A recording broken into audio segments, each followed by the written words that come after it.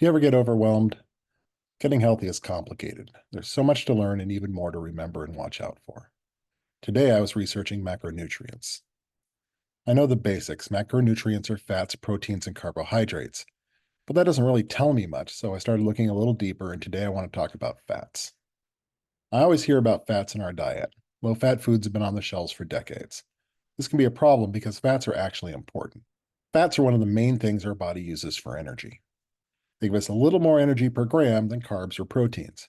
You know how a tiny bit of butter seems to have a lot of calories? That's because fats are really dense in energy. Fats do a lot more than just providing energy, though. They play a crucial role in how our body functions. For starters, fats are essential in helping our bodies absorb some really important vitamins. I'm talking about vitamins A, D, E, and K. These vitamins are fat soluble, which means they need to be absorbed and used in our bodies. Without enough fat, we might not get the full benefits of these nutrients, which are key for things like maintaining healthy skin, strong bones, and a robust immune system. But that's not all. Fats also act like a protective layer for our organs. Think of them as a soft, cushioning layer that keeps our organs safe. This is important because it helps protect vital organs like the heart and kidneys from physical shock and damage. Then there's the hormone aspect. Fats are involved in the production and regulation of hormones in our body. Hormones control a ton of stuff, from how we grow to how we handle stress and even how our metabolism works.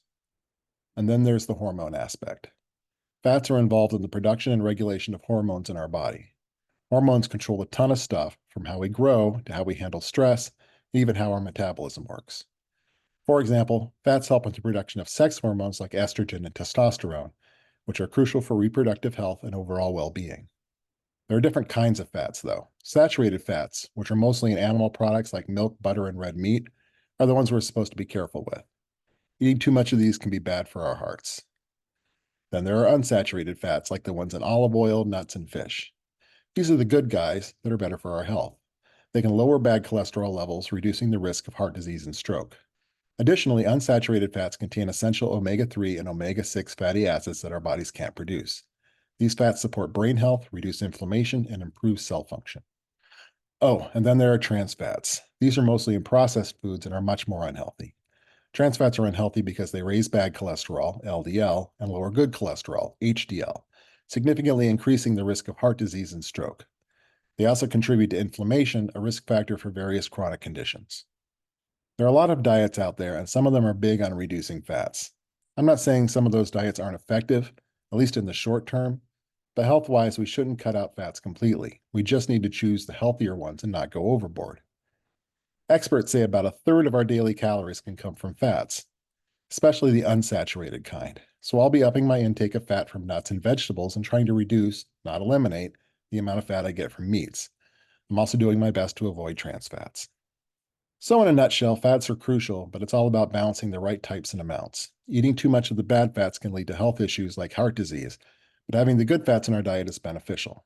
As a diabetic, I try to cut down on carbs more than fats, but I recognize that good carbs, like good fats, are essential to health. Now it's time to update you on my personal fitness journey. My weight is at 317.6 pounds, which is up a tenth of a pound from yesterday. I've been hovering around 318 ever since I stopped the liquid diet. I figure it will take my body another day or two to adjust. My active calories were good yesterday at 1147. That's the best number I've put up so far this year, as is the 13,283 steps I walked yesterday. I just took my blood sugar and it is 137 fasting. That's not great, but it could be worse. I'm trying to keep a food log again. I'm not sure if I'll keep this up the whole time because it's honestly a pain, but yesterday was 1,705 calories. That's lower than what I had planned. I'm trying to stay around 2,000 calories with 2,500 as my top limit, but I only felt like a light dinner yesterday and I never got around to any nighttime snacking, so I ended up at 1,705. That's it for today. Thanks for taking the time to watch. Please leave a comment if you can. Please like and subscribe. It's good to know you're out there watching.